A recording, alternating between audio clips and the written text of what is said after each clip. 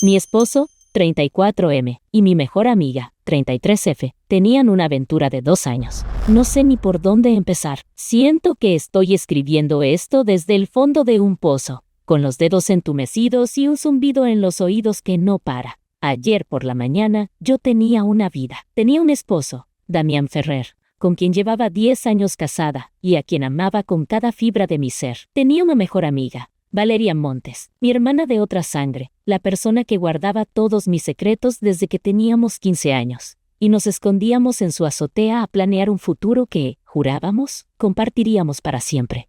Hoy no tengo nada, o, peor aún, me doy cuenta de que lo que tenía era una mentira, un escenario elaborado donde yo era la protagonista de una comedia que no sabía que estaba interpretando, mientras todos los demás se reían tras el telón. La revelación no fue una explosión. No fue un grito, no hubo una escena dramática de película. Fue mucho más cruel. Todo comenzó con una estupidez: el almacenamiento en la nube. Damián siempre se quejaba de que su teléfono estaba lleno. Así que hace unos meses, para su cumpleaños, le compré un plan familiar de almacenamiento y sincronicé nuestros dispositivos para hacer respaldos automáticos. Él ni siquiera sabía cómo funcionaba. Solo me dio las gracias y siguió con su vida. Yo me encargaba de la parte técnica, de organizar las fotos en álbumes. Ayer estaba buscando unas fotos de nuestra perra, Canela, cuando era cachorra, para enviárselas a mi mamá. Entré a la carpeta de archivos subidos recientemente y vi una serie de capturas de pantalla que no reconocí.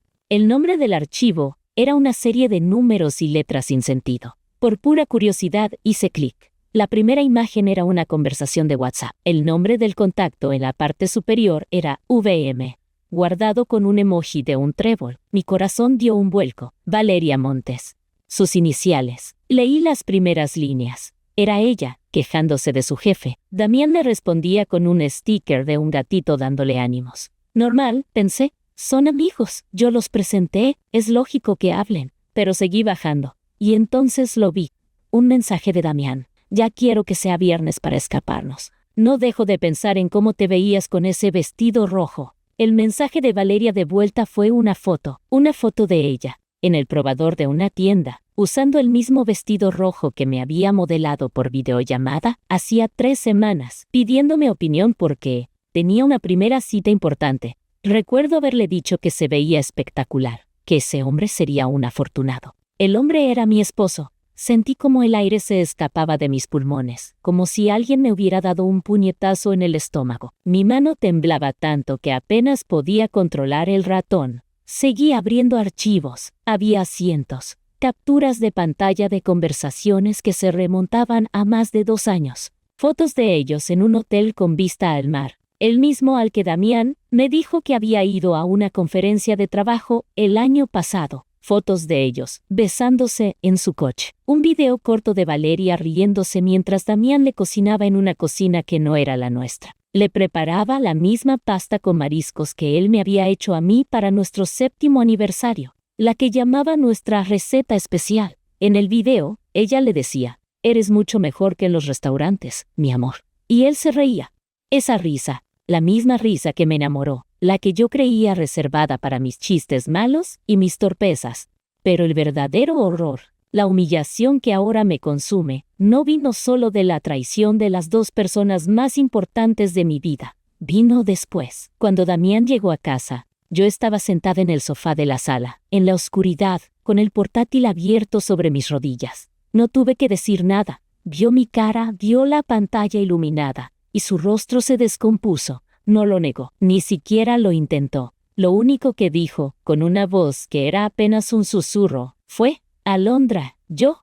Y se quedó callado. No había excusas. No había arrepentimiento en sus ojos, solo el pánico de haber sido descubierto. Lo que siguió fue una conversación borrosa, fragmentada por mi llanto. Le pregunté desde cuándo. Poco más de 2 años, confesó. Le pregunté por qué.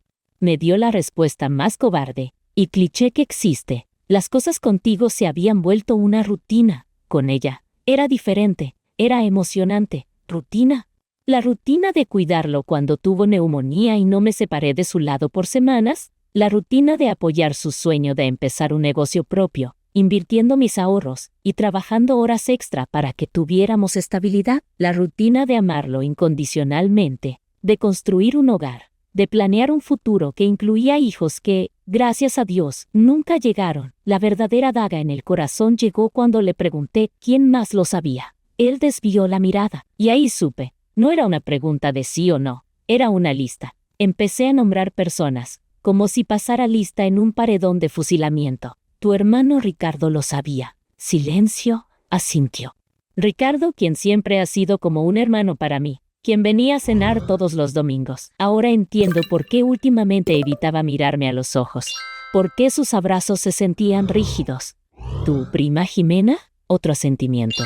Jimena, con quien organicé el baby shower de su hija hace 6 meses, mientras ella sabía que mi esposo se acostaba con mi mejor amiga. Cada nombre que decía era una nueva puñalada. Sus amigos del trabajo.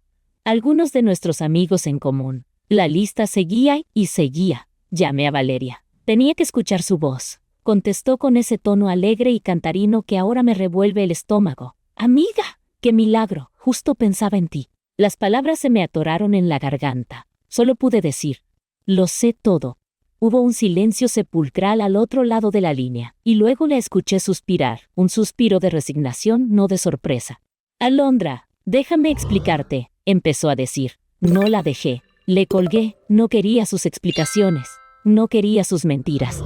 La mujer que me consoló cuando mi padre murió, la que sostuvo mi mano cuando me operaron de apendicitis, la que me dijo que yo merecía al mejor hombre del mundo, había estado compartiendo la cama con el mío durante más de 700 días, y entonces até cabos. Todas las piezas del rompecabezas encajaron de la forma más grotesca posible. Las veces que Damián tenía cenas de trabajo, y Valeria tenía citas de Tinder, la misma noche. Las miradas extrañas entre ellos en las reuniones que yo atribuía a su gran amistad. El regalo caro que Valeria recibió en su cumpleaños y que dijo que era de un admirador secreto. Era un collar idéntico a uno que Damián me había regalado a mí en nuestro 2º aniversario. Lo sé porque yo misma lo ayudé a elegir.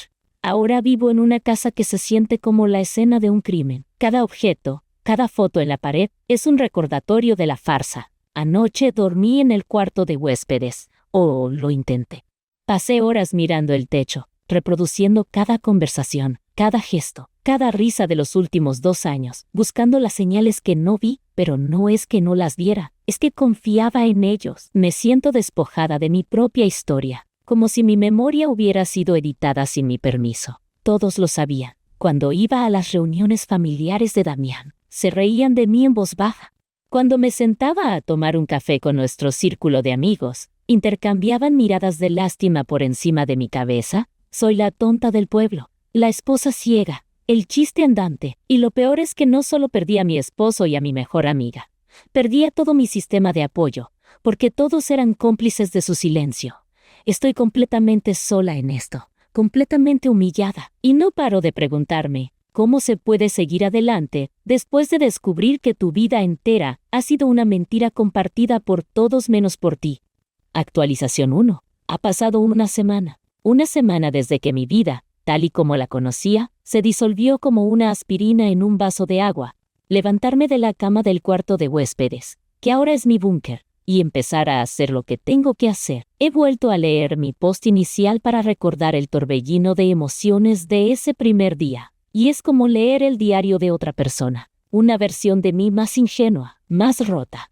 Damián ha estado enviando mensajes. No son de arrepentimiento, no son súplicas de perdón, son logísticos. Alondra, tenemos que ser maduros. Necesito pasar por mis cosas importantes. Tenemos que hablar del departamento y el coche. Su traición fue pasional, pero su manejo de las consecuencias es puramente transaccional, como si estuviera disolviendo una sociedad de negocios que ya no le resulta rentable.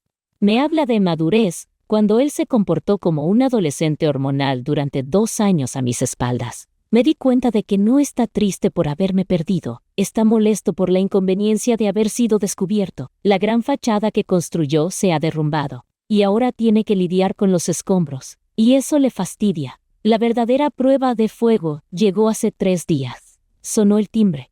No esperaba a nadie. Por un segundo estúpido, mi corazón latió con la esperanza de que fuera Damián, arrastrándose de rodillas, con los ojos hinchados de llorar, suplicando una oportunidad. ¡Qué ilusa! Era su hermano, Ricardo, el cuñado que me llevaba café a la oficina cuando sabía que tenía un mal día, el que me ayudó a pintar nuestra primera casa. El tío postizo de mi perra Canela estaba allí, en mi puerta, con una cara de funeral y las manos en los bolsillos, balanceándose sobre sus talones. «Hola, Alo, ¿puedo pasar?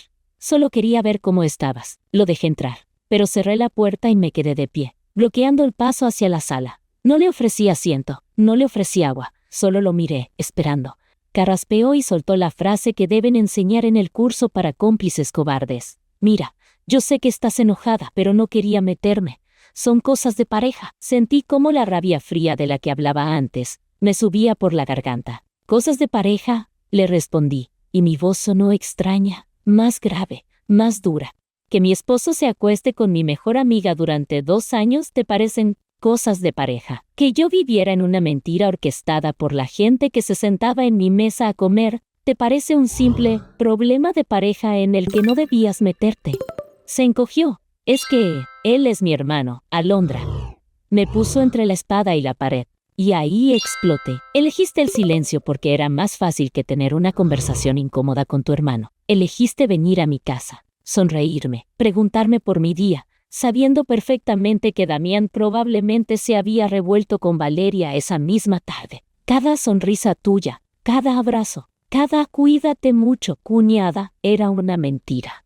Me viste la cara de estúpida. Todos me vieron la cara de estúpida. Tú no querías meterte para no arruinar tus domingos de asado, para no tener que lidiar con el drama. Tu silencio no fue por lealtad a tu hermano, fue por puro y absoluto egoísmo». Se quedó sin palabras. Su cara pasó del arrepentimiento fingido a la incomodidad genuina. Empezó a balbucear algo sobre que Damián le había jurado que iba a terminarlo, que solo era algo pasajero. Lo interrumpí. «2 años, Ricardo. ¿Te parece pasajero algo que dura más que muchas pandemias?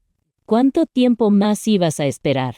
¿Hasta que tuvieran un hijo? ¿Hasta que se escaparan juntos y me dejaran una nota? Vete de mi casa y dile a tu hermano que si quiere sus cosas importantes, que envíe a una empresa de mudanzas, porque no quiero volver a ver su cara ni la de nadie de su familia de hipócritas, nunca más». Se fue sin decir una palabra más. Cuando cerré la puerta, no lloré. Sentí una liberación amarga, como si hubiera extirpado un tumor. Pero la confrontación que me rompió y me reconstruyó en el mismo instante sucedió ayer. Estaba empacando algunas de las cosas de Damián en cajas, más por la necesidad de purgar su presencia que por hacerle un favor, cuando volvieron a tocar el timbre. Esta vez, al mirar por la mirilla, sentí que el suelo desaparecía bajo mis pies. Era ella, Valeria. Estaba parada en mi porche, con el pelo perfectamente arreglado, usando un abrigo que yo le había regalado en su último cumpleaños. Tenía los ojos rojos, pero no parecía haber llorado de verdad. Era más bien el enrojecimiento de alguien que se ha frotado los ojos a propósito para parecer vulnerable. Por un momento me quedé paralizada. La audacia. La increíble y monumental audacia de venir a mi casa. Abrí la puerta de golpe, antes de que pudiera soltar su discurso ensayado, que seguramente empezaba con un «amiga, por favor». Levanté una mano. «No te atrevas a llamarme así», le dije, y mi voz temblaba, pero no de debilidad, sino de una furia contenida que amenazaba con desbordarse. «¿Qué haces aquí, Valeria?». Ella dio un paso adelante, intentando invadir mi espacio.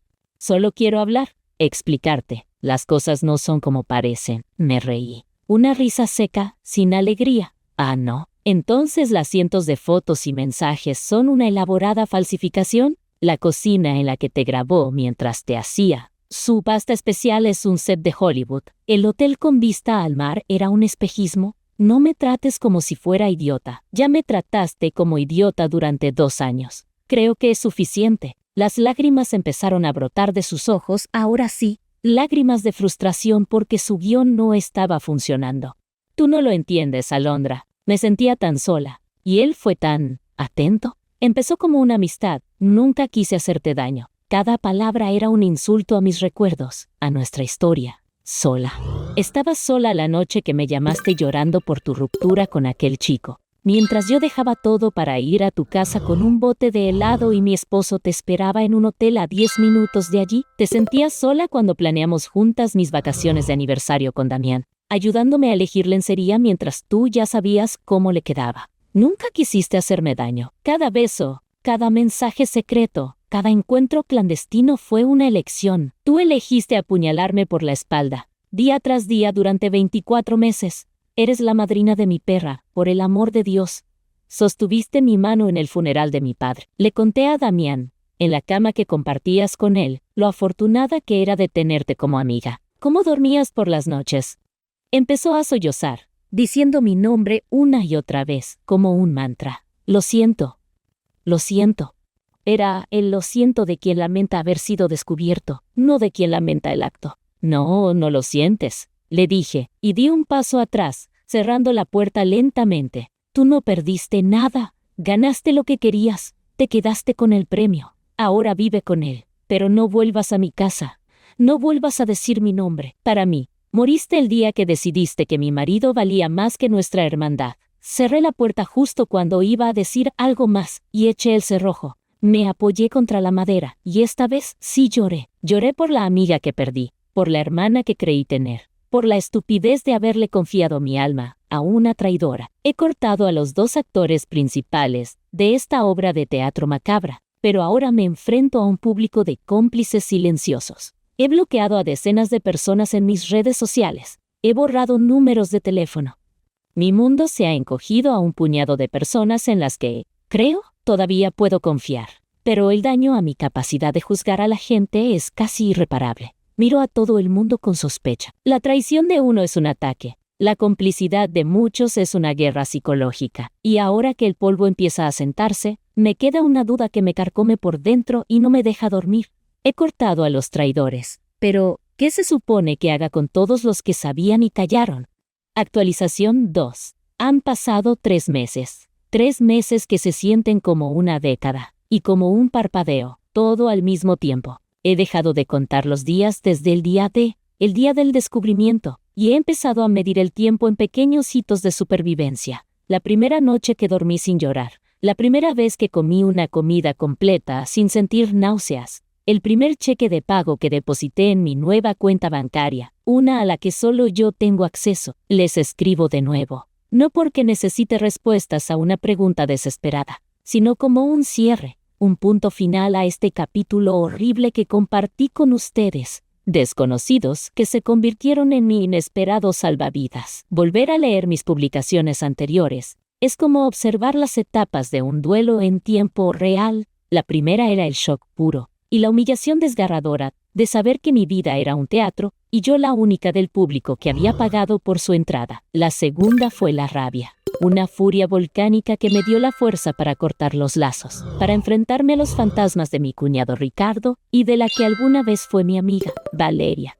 Ahora, estoy en una fase diferente, una que no tiene un nombre tan claro. Es una mezcla de tristeza resignada, agotamiento administrativo y una determinación silenciosa y terca de no dejar que me ahogue. He estado en el infierno de la logística del divorcio, un lugar donde el amor no muere poéticamente, sino que es descuartizado sobre una mesa de conferencias por abogados que cobran por hora. Ahí es donde vi la verdadera cara de Damián Ferrer, despojada de cualquier encanto o historia compartida. No era el hombre atormentado por un error, sino un tacaño calculador. Peleó por todo, no por los recuerdos, sino por el valor monetario. Discutió por el juego de cuchillos de chef que le regalé, por los puntos acumulados de la tarjeta de crédito, incluso por la mitad del valor de Canela, nuestra perra, como si fuera un activo a liquidar. Fue en esa sala de reuniones estéril, viéndolo argumentar con su abogado, que él invirtió emocionalmente en la decoración de la casa,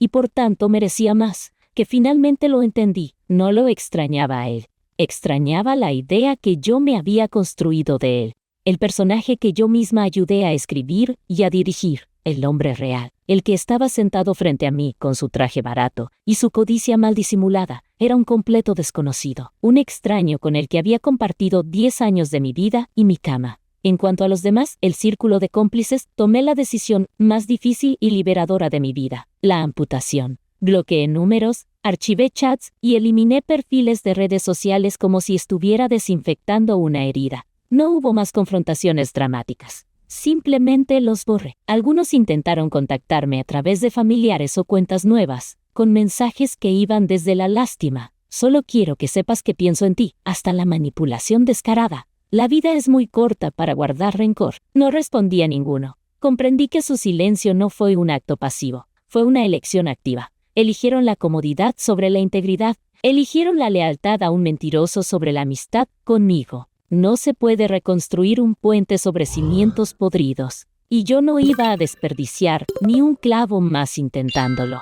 Mi mundo se hizo más pequeño. Sí, pero infinitamente más real. Mi madre ha sido mi roca, permitiéndome llorar en su sofá sin decirte lo dije, aunque probablemente lo pensó 1000 veces. Mi hermano, que vive en otra ciudad, me llama todos los días, aunque solo sea para hablar del clima. He redescubierto a un par de viejos amigos de la universidad, con los que había perdido el contacto, personas que no conocían a Damián ni a Valeria, y hablar con ellos es como respirar aire puro después de haber estado encerrada en una habitación llena de humo. El conflicto final, el que selló mi destino y me liberó, no fue un grito, sino un encuentro silencioso. Sucedió hace 2 semanas. Estaba en una tienda de artículos para el hogar, buscando estanterías baratas para el pequeño apartamento al que me mudé. Mientras comparaba precios de tornillos, los escuché antes de verlos. La risa de ella, ese trino agudo que antes me parecía música, y ahora me suena a sirena de alarma, y la voz grave de él, respondiéndole algo que no alcancé a oír. Mi corazón se detuvo, y luego empezó a latir con una fuerza dolorosa contra mis costillas. Me quedé inmóvil detrás de un pasillo de herramientas. Y entonces los vi. Estaban en el pasillo de pinturas, mirando muestras de colores. Damián sostenía una tira de tonos beige contra la luz, y Valeria, con la cabeza apoyada en su hombro, señalaba uno y decía, «Ese es perfecto para la sala, mi amor».